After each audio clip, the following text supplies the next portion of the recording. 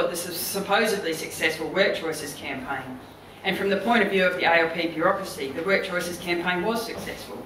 They successfully routed the anger and protest of workers against the anti-union attacks into an elect Labor campaign. But it didn't defeat Work Choices, the core of which remains intact in Rudd's Fair Work Australia regime. When our comrades pointed this out, this elephant in the room out at a public meeting in Brisbane against the privatisation in Queensland, the ALP bureaucrats and their fellow travellers in the Socialist Alliance pulled out the trusty old you've got to fight smart rhetoric because strikes will alienate the so-called community. Despite all the rhetoric about new style campaigning that can involve people, there is nothing really new about their tactics and strategy at all. They might employ some techno-savvy campaign managers, but on the ground it's the same story as it has always been. When Comrade Andrew proposed strike action against the privatisation at a stage-managed mass meeting at the Red Bank Rail Workshop in Brisbane, the officials told the meeting that Andrew was, quote, steering the AMW on a dangerous path and pitting it into the unknown.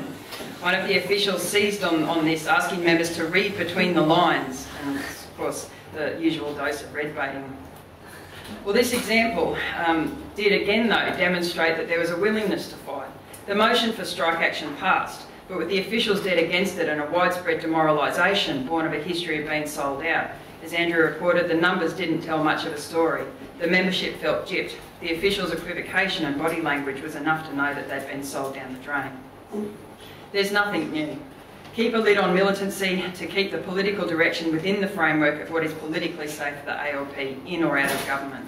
No strike action, please. We're busy talking to the government, or good faith discussions, as State President of the ALP Queensland branch and State Secretary of the AMW, Andrew Detmar, wrote in a letter to ALP members and unionists in December. Discussions that were facilitated by the former Reserve Bank Governor, Bernie Fraser. Well, it's this class collaborationism that has been at the political heart of the decline of the union movement and the retreat in the face of the ruling class offensive. It's this retreat that provides the context for the ongoing social decay and breakdown of solidarity.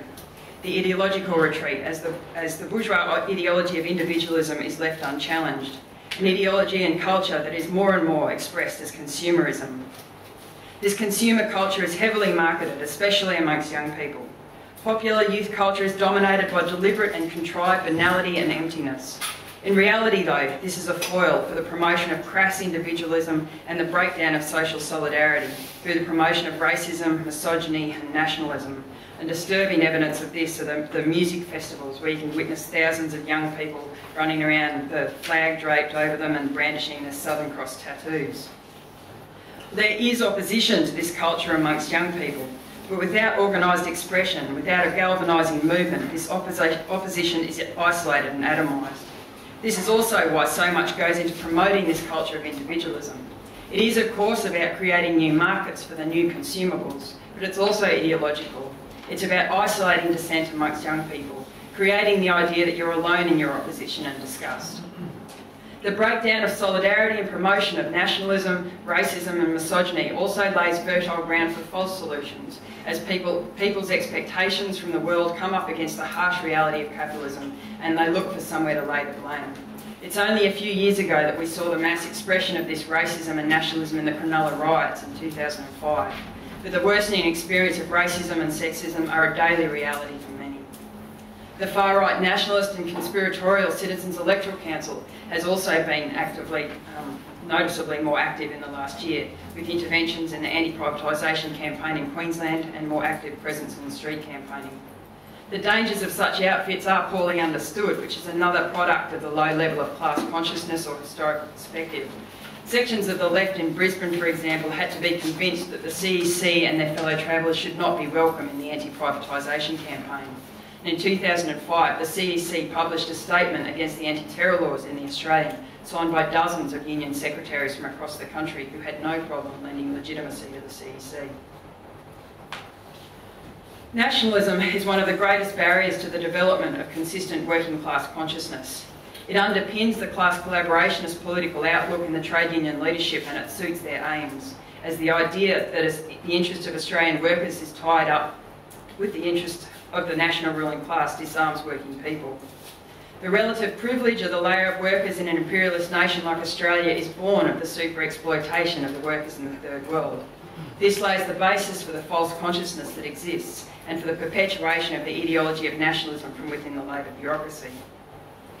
The solidarity campaigns and struggles against imperialism and racism are not a distraction from the political struggle in Australia. These campaigns are part of the fight, an essential part of the fight for consistent working class internationalism, which is at the heart of the struggle to build a class struggle left wing within the union movement. The idea that international solidarity campaigns are not related to Australian politics is ahistorical, ignoring that some of the most significant and radical political protests in the country's history have been solidarity struggles.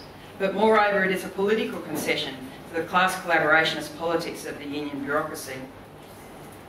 Some fake leftists in the union bureaucracy will take up solidarity with struggles in other countries, even revolutionary struggles, to give left cover as they do rotten deals and quell militancy in the union.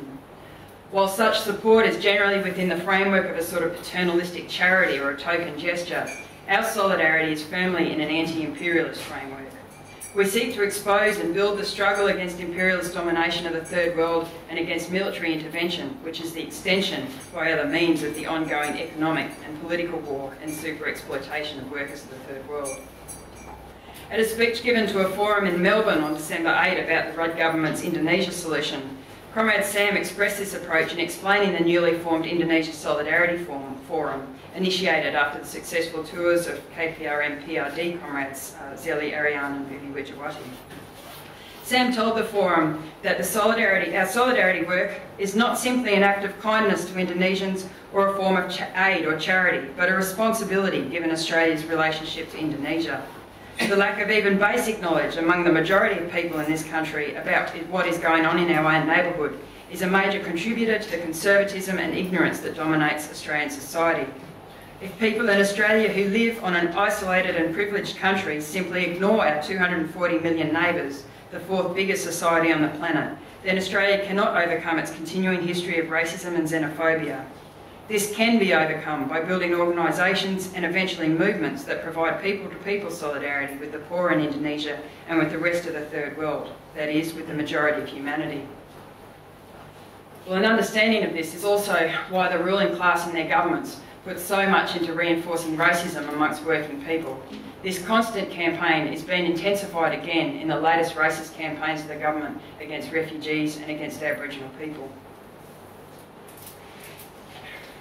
Well, for 2.5 months, a boat carrying 255 Tamil refugees has been moored in Merak, West Java, since the Indonesian Navy intercepted the boat after a personal request from Rudd to Indonesian President Yudhoyono. Since October 11, the refugees have refused to disembark from their boat because of fears they will not be properly processed under the UNHCR regulations. On December 23, one of the people on board, a 29-year-old man from Colombo, died after being denied medical attention despite being seriously ill for several days. Solidarity activist Ian Rintoul visited Merak recently and told the media that a 7-year-old girl had also been taken to hospital with similar symptoms. This is the human cost of Rudd's Indonesia solution, under which the Indonesian government will be paid hundreds of millions of dollars to detain refugees seeking to reach Australia. Meanwhile, most of the 78 Tamil refugees who refused to leave the Australian customs vessel, the Oceanic Viking, for 4 weeks after their boat was intercepted in October, are now in the process of being resettled after their action and the solidarity movement in Australia forced a concession from the government. The refugee rights groups have been revived in most cities, and while protests were held in most of the capital cities over December, the campaign has nowhere near the strength it did at its height in the late 90s and early 2000s, since its demobilisation under the Rudd government. The legacy of that campaign is evident through the ability of the small campaign groups to prepare responses and in the legitimacy of left-wing activists as spokespeople for the campaign. This is a long way ahead of where the movement started in the late 90s, when there was little preparedness to engage in the debates, and the main spokespeople were from the conservative refugee organisations.